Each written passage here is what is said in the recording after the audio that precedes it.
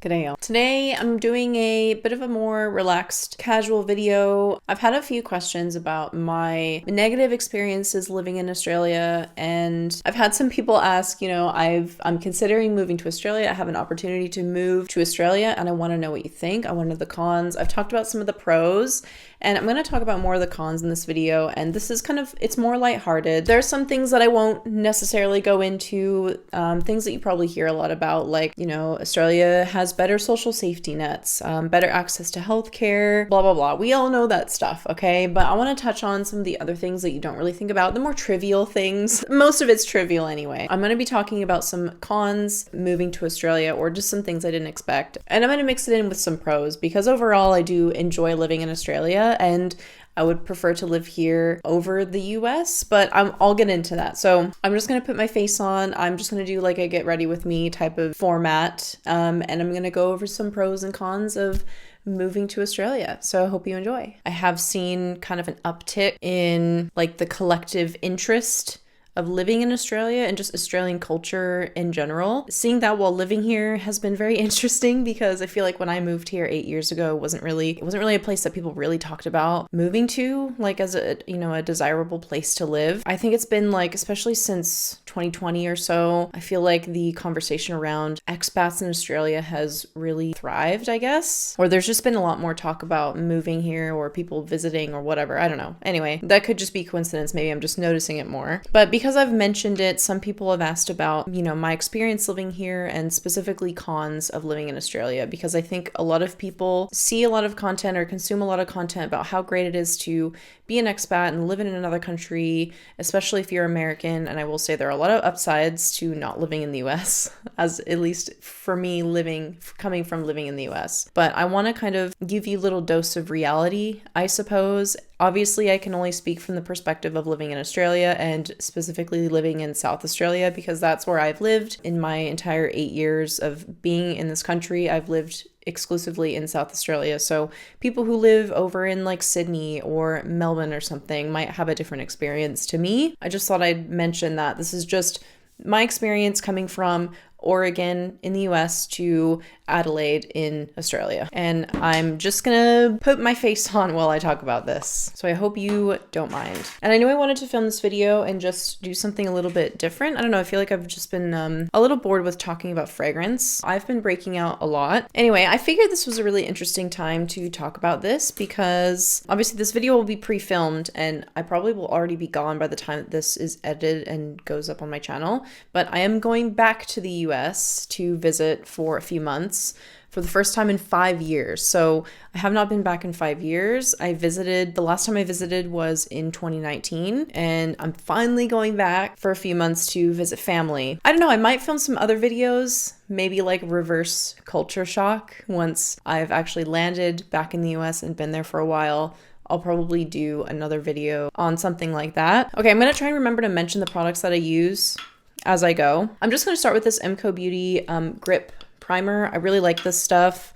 I've been using it quite a bit. I don't know, applying it feels really nice too, so I really enjoy that. So I guess I'll start, I don't know how I'll do this, maybe I'll do a con and then a pro. I have a list here that I'll reference. I'll touch on the big stuff, like there are a lot of really big upsides to living here, other than the better social safety nets, better healthcare system, more accessible healthcare system. There are a lot of like really big upsides, but I also want to touch on like the little things that I feel like maybe some people don't touch on. So I'm going to mention those, and these seem like very trivial, honestly, for most people. They'll probably be very trivial, but might be a shock to you if you coming from a very consumerist country like the US and moving to Australia. So my first con of living in Australia, and maybe specifically South Australia, but I've traveled around Australia, and this seems across the board, things just close earlier. So this, like I said, it is a little different in certain populated areas and even little pockets of Adelaide. I feel like there are some things that are starting to be open a little bit later, and definitely that's changed since I moved here. But I remember when I moved here, stuff closes just so early. Like, long gone are the days of I'm up at night, what do I do? There's not much to do. Let's go to the 24/7 Walmart or something and just meander and walk around. Most things close at like 5:30. That was a huge shock for me as someone who's used to having stuff open really, really late, especially when I moved here. This, again, like I said, this has changed a little bit since I moved here 8 years ago, but like everything closes at 5:30. For someone who has also like worked a salaried job as well in Australia, there are a lot of upsides. No, what am I trying to say here? On one hand, it is kind of better because it allows people to have a better work-life balance. And I do feel like there is a better work-life balance in general in Australia. Your life isn't all about work. While work is still important, and there's definitely still a culture of like, you know, what you do for work is, you know, a lot of people will make that their identity and their self-worth. And definitely coming as an Australian, as an American, that is something that I kind of view of myself. It's hard not to, coming from somewhere like America, where I feel like a lot of your value is placed on how much money you make and what you do for work and stuff like that. Having those earlier closing hours being more normalized just allows for a better balance. There's also like just more public holidays, so more, you know, days off that people will get in general. I know this point isn't meant to be about work, but I guess it's kind of turning into that. So at least for like food shops, you know, everything is closed at 9 p.m. Like usually that's a pretty hard line of when like grocery stores or shops, I'm just gonna say shops because that's what we say here, but like grocery stores, little shopping centers, a lot of malls are pretty like 5:30 we are closed. Sometimes department stores will be open a little bit later, like maybe until like 6 or 7 o'clock depending on the day. Thursdays are a little bit different. Thursdays are like the shopping day in Australia. That's like when everyone goes to the shops and gets their grocery shopping done and goes, you know, do their retail therapy. Thursday is like the day for that. But in general, stuff just closes earlier here. So if you are a consumerist, if you love buying stuff and you're used to, you know, going to like Walgreens, CVS, 24/7, Walmart, open super late, something to do, you just need to do like a quick grab of something. That is not really a thing here. Now, I also don't live in the Adelaide metro area anymore. I now live what's considered to be like South Australian country.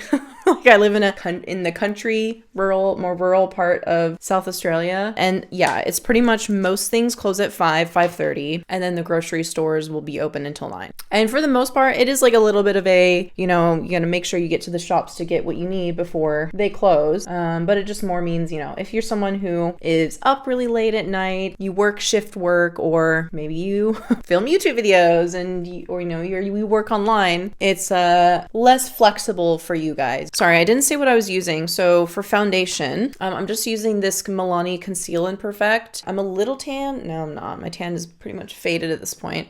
This is in the shade Light 00B, and then I'm just warming my face up with the dual-ended contour stick by mcobeauty. This is like my go-to at the moment. And then I might also throw in this Too Faced Comfort Matte foundation. This is like in a darker shade. This is in warm beige. I might just use that as well to like warm up around my face. So that's like obviously a very trivial thing. Like really, it's not that big of a deal.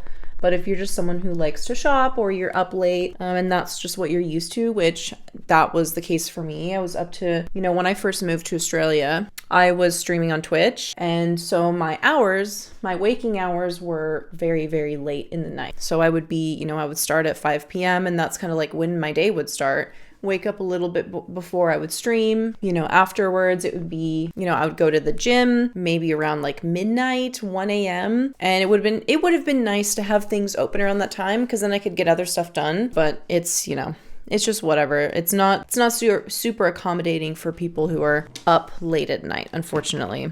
So another trivial pro, and I'm just trying to remember how I felt. I'm just going to apply this, even though it stinks. I do kind of like the way it looks. This is the mcobeauty Golden Glow Lip Oil. This stuff stinks, so based on that alone, I wouldn't recommend getting it. But another pro that I immediately noticed was the fashion was like better. I moved here, I moved here in November of 2016. So I came here like beginning of summer, roundabout. I remember going out to I had the very first time I visited Australia was in 2015, and I came during the summer, and I noticed immediately like just how much more fashionable the clothing was, like the accessible clothing, like the cheaper stores like Cotton On, stuff like that. It just seemed like so much more like chic and effortless. The clothing for warmer weather was just so much cooler and nicer. Like I pretty quickly replaced my wardrobe that I had moved with me from the US with stuff from Australia, just because it just seemed so much better for the weather, which I guess makes sense. I didn't have a lot of like warm weather clothing coming from somewhere like Oregon in the US, where it does get warm. Like, you definitely have clear seasons, but it's not warm as long. So I didn't have a lot of good summer clothing when I moved here, and I moved here with like almost all of my clothes. Again, something pretty trivial that's like not that big of a deal. Okay, I can't find my concealer, so I'm gonna try and use this. This is the mcobeauty Luminous Highlighter Pen. I actually don't like this, but I don't know where my concealer is. And I don't want to use my ColourPop one because that one is too drying. So I'm going to use this, and then I'll just blend it out with my beauty blender. But I find it tends to, it dries down in a weird filmy way, and it pills, and I don't know. We'll see how it looks. Well, that's not so bad, right? It actually doesn't look too bad. So yeah, not a huge surprise that the summer clothing was so much like, not necessarily better quality, I'm not saying that, but just the styles were much more effortless, just more chic, more cool. I don't know, again, not super important. Okay, another con, and this is one that it still drives me nuts even to this day, because obviously I talk a lot about fragrances on this channel, and most of my viewers live in the US.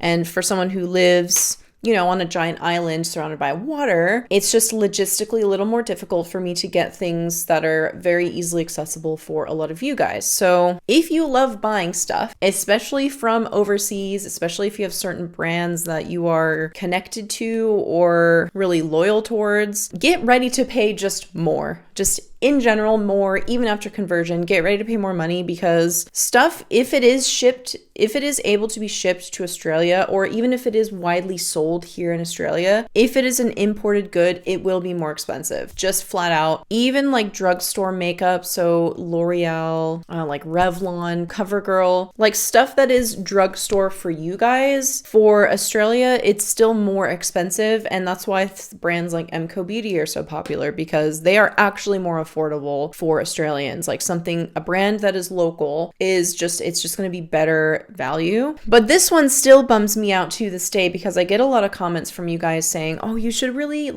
try this brand. I really like this brand. It's, you know, a dupe, maybe a dupe house, or something that you can find at Target. So I get a lot of suggestions of fragrances to try from you guys, but a lot of times I'm either not able to get it at all, or I am able to get the product, but the shipping is like astronomical, which just makes it not then a good value, especially if it's a cheaper item that's touted for being a good value. If I have to pay the same price as the item to get it over to Australia, well, then it's not really a good deal anymore. I just realized I did not apply blush, so I'm actually using this Ciate London Extraordinary Translucent Powder just under my eyes. Apparently I'm not covering up any of my breakouts today. I should do that, huh? Where is my concealer? Okay, I'm going to use this Light 16 ColourPop No Filter Concealer. So yeah, stuff from overseas is more expensive in general, sometimes just not accessible at all. Obviously, I'm not just talking about fragrances though, like clothing, certain clothing brands that I really like, you know, I'll see a lot, and it's just not realistic for me to buy over here. Just purely from a consumerist perspective, that kind of sucks. But honestly, you don't really know what you're missing. The only reason why it sucks is because you guys mention that to me all the time. So that's the only reason why it sucks for me. Otherwise, I would have no idea. Ignorance is bliss, right? Another con to living in Australia, and this is something that is maybe more specific to someone coming from the US. The Mexican food, it's not on. Like, the Mexican food is not nearly as good as in the US. That, I guess, really shouldn't come as a surprise, since the US is so much, you know, closer geographically. There have been like 3 Mexican restaurants that I've been to that have been like okay or like decent, and 2 of them are actually owned by Americans. I don't know, is that coincidence, or I don't know, at least the ones that I've liked. So yeah, obviously Mexican food is something that I very much miss about living in the US. It's much more accessible. It just seems a lot better, just like across the board in general. It's just harder to find good Mexican food in Australia. This is the Guerlain Terracotta Bronzer. I don't know, it looks like this. I've hit pan ages ago. This is in the shade Deep Golden. But I guess on the upside, I feel like I've been able to like explore a lot of a lot of other great cuisines from other cultures. Like there's a lot of Vietnamese food here. There's a lot of Indian food here. There's like so much Indian food, and a lot of it is really, really good. Like some of the best Indian food I've ever had is in Australia for me. Like just versus somewhere like the US. I feel like the Indian food here is way better. Korean restaurants that are amazing here. Yeah, so while there's less Mexican food, I do find that there actually is a lot more variety of food, different cultures' food, just overall. Ethiopian food, love Ethiopian food. That's also like me coming from, you know, a city that's not as big. So where I'm from in Oregon, you know, you've got a fraction of the people of Adelaide, which has, you know, 1.5 million people in Adelaide. I'm trying to put on lip liner, but I still have that lip oil on, so I'm not going to do that. Okay, I just need to do my eyebrows. I use this Sleek makeup, their pomade. This is so old, you guys. Do you guys remember this? Do you guys remember Sleek makeup? Crazy, right? I actually didn't try Sleek makeup until I moved to Australia because I couldn't find it anywhere in the US. So I actually bought this here. So this is the brow kit in dark, but I find that it's actually not that dark. I just use a really light hand. I guess also in general, and this is more specifically talking about like packaged foods, has way less ingredients. And I'm sure this has been mentioned a million times. Like McDonald's fries has like 20 ingredients, right? Like something insane. And then you look at the ingredients for the McDonald's fries in Australia and a lot of other countries. I feel like this is the case with a lot of other countries too, and it's like you've got like 4 ingredients. It's like yeah, that's how it should be. And they still taste really good. So actually, because I don't eat animal products, I actually wouldn't eat the fries at McDonald's in the US, but here in Australia I can actually eat them. I don't know, just kind of weird. Australia also doesn't have things like high fructose corn syrup. That's just not a thing here. However you feel about high fructose corn syrup, it's just not a thing. Like obviously you can still buy like imported goods that have high fructose corn syrup, but it's not anything that's made in Australia does not have that. So like the sodas like Pepsi and Coke and Sprite and stuff does not have high fructose corn syrup. It's just got regular sugar. I don't know. Are the food standards in Australia higher? I don't know if I'd say that. But packaged food definitely has more. I don't know if it's just the regulations are stricter, but they're definitely different, I guess you could say. So I don't know, is that a pro or a con? I don't know, you tell me. I guess it depends on who you ask, okay? The next con is not something I knew about before I moved here, but learned very quickly, is that the sun here is different. Okay, the rates of skin melanoma are something so insane in Australia. And because of that, the Australian government is very strict with sunscreens. They make a really big effort to educate about protection from the sun, like the slip, slap, slop, wearing head protection to protect your face, sunglasses, hats, long sleeve clothing that just covers the skin, and if not, sunscreen. It's definitely not like the worst UV in the world. I think the highest UV levels in the world are like, it's like Peru or something. It's definitely not a joke when it comes to the sun in Australia. And you will notice if you come to visit and you go out in the sun, even during the winter, you can feel the sun is just built different. It's not built different. It's the same sun. It's just different above Australia, but you just don't mess around with the sun here. You wear your sunscreen. Like you'll burn in like 10-15 minutes on a summer day. If you go outside without sunscreen, you will burn so quick. It's not a joke. If you're coming here and you're not used to that, just something to be aware of. Wear your sunscreen. The only times I don't wear sunscreen is like if it's a winter day and the UV isn't getting above like a 2 and I'm not going outside, I probably won't wear sunscreen. But otherwise, like other than those days in winter, everywhere else in the year, you want to wear sunscreen. And protect your eyes. Polarized sunglasses. Non-polarized, I don't fuck with non-polarized. Polarized sunglasses only. It's not just protection of the skin, but protection of your eyes as well, because people's eyes will also get damaged from the sun. So that's, it's not just the skin, it's the eyes. And actually, when I go back to the US, which I'll probably, by the time I post this video, I'll probably be in the US. I will be enjoying the nice summer sun in the northern hemisphere that doesn't feel like it's singeing off my skin. So it will be very nice. I'm just gonna use, this is like a flower, it's all rubbed off now, but this is a flower brow gel. And I'm just gonna whip that through really quick. Another thing that I guess I kind of already touched on this when I was talking about store hours, but in general, as an employee. So I worked like a corporate job.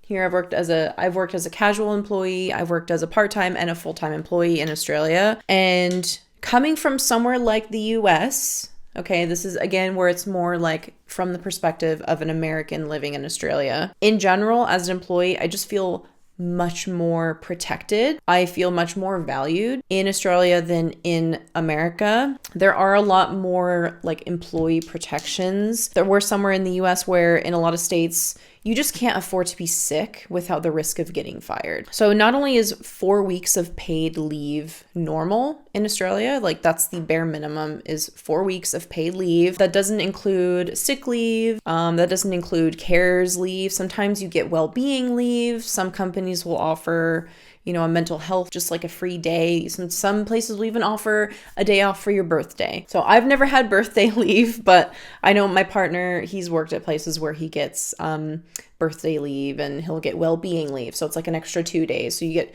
4 weeks plus maybe a few extra days, sprinkled in there. Obviously, that isn't to say there aren't bad employers. Like anywhere in the world, I'm sure there are some bad employers in Australia as well. Like I've heard many stories. I feel like I've been pretty lucky. Not lucky, but like I feel the way I've been treated in Australia is very good. My jobs have been in the disability sector here in Australia, and I always feel like I'm treated very well. I'm very valued as an employee. It's not like a major corporation or anything, and obviously I'm working in like social services type of thing. So maybe a little bit different if you work for a major corporation, you know, maybe you'll have a different experience. But I just feel like in general, as an employee on paper in Australia, it's just, you just have more protections, better benefits, stuff like that. All right, I'm now using this Natasha Denona Glam palette. This is like the one I use. I use this every day, pretty much. It's my go-to when I don't know what to do. Another con. This is probably one that, well, maybe people don't really know and don't realize, but at least at the moment, if you are wanting to escape the cost of living crisis and you are in the US and you're hoping to escape that by moving to Australia, sorry, it's just as bad here. You ain't escaping the cost of living crisis in Australia. It's just like the US. It's some of the worst in the world at the moment. You know, in that way, if you're hoping to get away from, you know, expensive groceries, expensive energy, like electricity, housing and all that is also incredibly expensive over here right now. Although with that being said, I know one of you guys left a comment that was like, you know, you had an opportunity to work here as a nurse, and I would say jump for it. Totally go for it. I think if nothing else, I think living in another country in general, it gives you just like a different perspective on the world, and you learn a lot about yourself as well, especially just traveling alone. You know, you're starting a new life, you're building a new group of friends and like a new support circle. And I feel like all of that stuff builds character. You just learn more about yourself and, you know, kind of what you're capable of as well. And so for that reason, I think if you're an American and you have the opportunity to come in and work here, I think you should totally jump at it. 100%. I think you should go for it. Even if it's temporary, even if it's like a year or, you know, 3 years, I would say go for it 100%. This is kind of a pro. I would say this is a pro. Filing taxes here is like so much easier. It's just so stupid, like how easy they make it. Well, it just should be easy, right? If you're filing taxes, your government should make it easy for you to do that. And it is a lot easier to file taxes over here in Australia. The system is like built into their own government portal. You enter all the information and it goes, okay, this is how much you'll either get back or you'll owe or whatever. And the fact that TurboTax still has the US in a chokehold is so like hilariously sad. And I'm glad that Australia doesn't have that issue. Like it's so much easier to file taxes over here. Another one for Americans specifically, in general, it's a lot less complicated. The financial year in Australia is from July 1st to June 30th. So it stops and starts right in the middle of the US financial year. So a little bit different. I actually used to go through a tax agent when I first moved here because I just assumed that it was super complicated and I was like way too scared to do my own taxes. So I did that for years after I was working here. And then one year I was like, you know what? I'm just gonna like do it myself. And I kind of wish that I had always done it myself because it's just so easy. Like everything is sent to this government portal. So like your total pay, your tax paid, your reimbursements, it just goes straight to this like portal. It just goes straight to the government, right? And the federal government actually just has their own portal. You log in, you fill out any deductions, blah, blah, blah, and then you get an estimate. And then that's it. You're done. And then you either choose to file through the portal or, you can still go through a tax agent if you want. So yeah, for me, who had a salary job, very, very easy to file taxes. Incredibly easy. I'm trying to think of other things that I didn't have on my list. I mean, I'm going to the US now, or, I'm probably already there by the time that this is uploaded. But I guess if you, are planning on trying to live in Australia and you have ties back to the US, like family and friends, and you want to, still visit them and whatever, and you're someone who's like conscious of money, then just know that that's going to be like a big expense to fly back to the US and, visit your family once a year or whatever. Because there's like more leave allowance in Australia, you are probably going to be the one who's doing the flying. I would love to have my family come and visit me in Australia, like my family and like American friends, but I understand that, you don't have as much leave to just get up and go places. So the 2 weeks that you do get, that most people get to go on holiday and travel and whatever, it's much more precious and valuable. And just know that you'll probably be the one needing to go back and visit your family and your friends. Like, good luck. It's not just the time commitment, but yeah, the price is a lot to get here in the first place. So yeah, that is one thing that's like been a little sad, is in the 8 years that I've lived in Australia, I haven't had anyone able to come and visit me.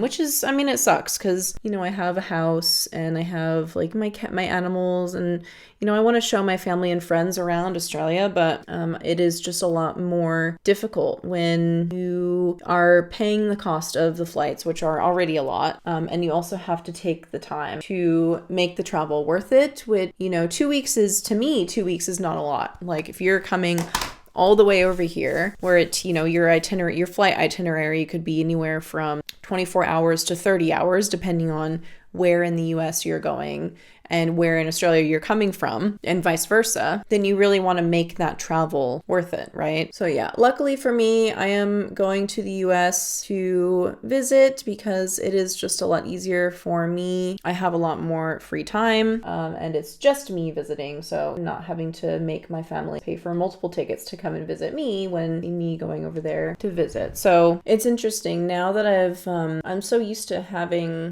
being able to rely on the healthcare system here. Like if I get sick or something, it's very easy just to like book an appointment and see a doctor for pretty cheap. But going to the US, I now have this weird, like, I have travel insurance, so it should be fine. But I have like this fear now, like, well, what if something happens while I'm there? Like, what if I get sick? What if I get into an accident? Is it going to be as easy for me to get care? And good care as well, not just affordable care, but just care in general. But obviously I have insurance, so it shouldn't be a problem while I'm there. But it's just weird that, like, I feel like privileged now to have that, like, system, I guess, that I can rely on for if something does happen or I do get sick. I don't know, it's just a very weird feeling. All in all, in general, I love living in Australia. I don't plan on moving back to the US ever, really.